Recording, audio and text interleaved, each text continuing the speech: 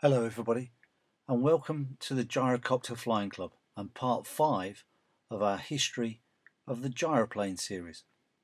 In this film we look at a period around the mid-1960s to 1970 and what turned out to be arguably the most influential period for the sport gyroplane, certainly in the UK.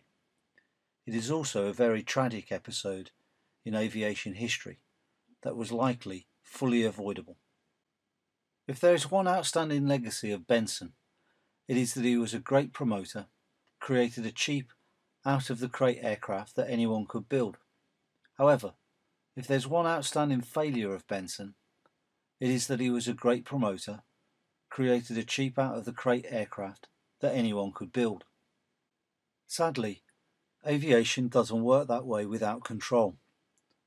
It's not selling vacuum cleaners or video recorders or even weekend kit sports cars.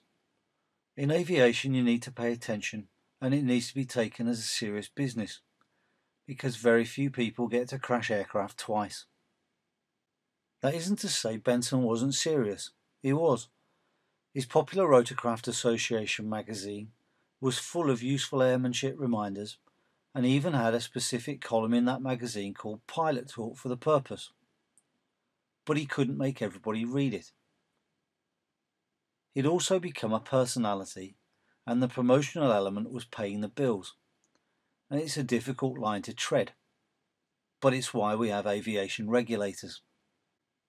In the early years, the market reached a point where building your own aircraft may appeal, but, certainly in the UK, flying what was effectively a kitchen chair with your entire body out in the elements was limiting. Adding the relentless buzz of a two-stroke engine, having tried to get the rotors up to speed to take off, and then only to fly at 60 miles an hour into a 30 miles an hour headwind, and you might have second thoughts, which all became irrelevant anyway, because your wife saw a picture of one and just said no. Dreams of flight remained just that. Then things started to change. Aircraft got more power, more performance, 40 horsepower became 70, became 90, and 60 miles an hour perhaps became 90 miles per hour. And they got a pre-rotator, and aerodynamic pods not only improved the comfort but improved the styling. Then of course James Bond flew one, and the whole thing became much more acceptable. Just in the same way, a two-seat kit sports car suddenly becomes not the brunt of the pub joke if it's called a Caterham. Sales went gangbusters, and in the UK the principal players were as follows.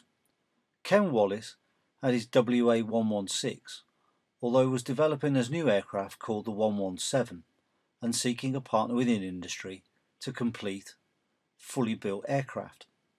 Campbell Aircraft at this time were the UK Benson agent, but were also developing their own Campbell Cricket, which flew in 1969.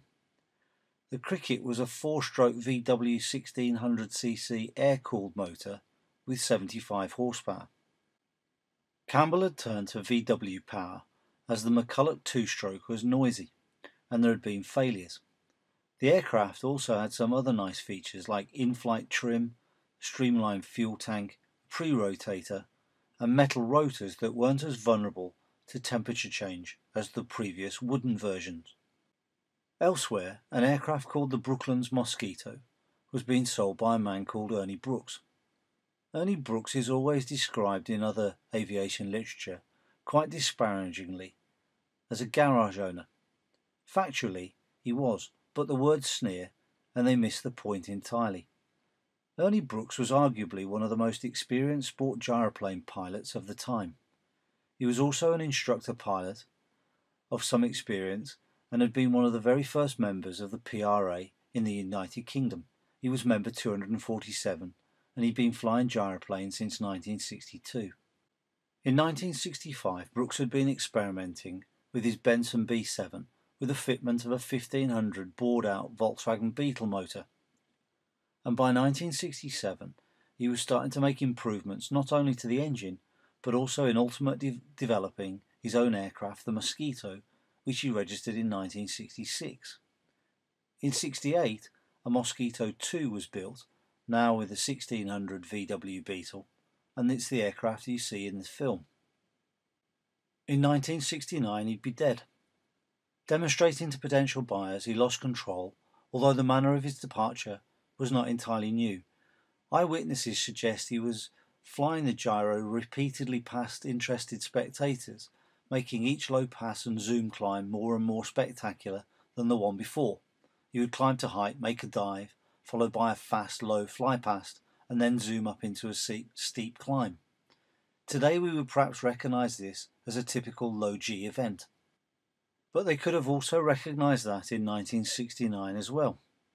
In 1965, at a Benson annual flying, almost the same thing happened, and a pilot died doing an impromptu air display, and the dangers of low G were discussed in the PRA magazine. A further tragedy to the story was that on Brooks's death, the reformed company Gyroflight would again display a refined Mosquito, this time marketed as the Hornet. In June 1970, Brian Loseley was participating in an RAF Woodford air display, where his first flight had gone quite well. But filling in due to bad weather, Loseley put the Hornet into what was described as a stall turn, unloaded the gyroplane's rotor, and that was that. Loseley died on the spot. It understandably led to the end of the Brooklyn Gyroflight venture. By 1970, Ken Wallace was already something of a gyroplane legend. Wallace had made a new aircraft called the WA-117, which was to be marketed by a company called Airmark as the first gyroplane with a certificate of airworthiness. It had a 100 horsepower Rolls-Royce Continental flat 4 aero engine driving a 4-blade prop and was enhanced aerodynamically. It was to be launched at the Farnborough Air Show, ahead of which they had scoffed in a huge Flight magazine article that the 117 moved the game on from beach buggy aircraft, no doubt in reference to the lack of a VW Beetle motor. But the 117 fell hard.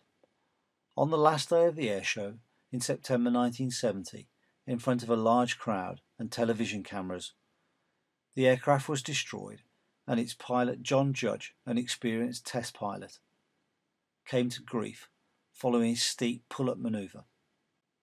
The AAIB report took nearly 4 years to conclude that the aircraft was victim to another low zero-G event, but the damage was done. Sales of gyroplanes tanked, and in the eyes of the public, certainly in the UK, the gyroplane was seen as a death trap.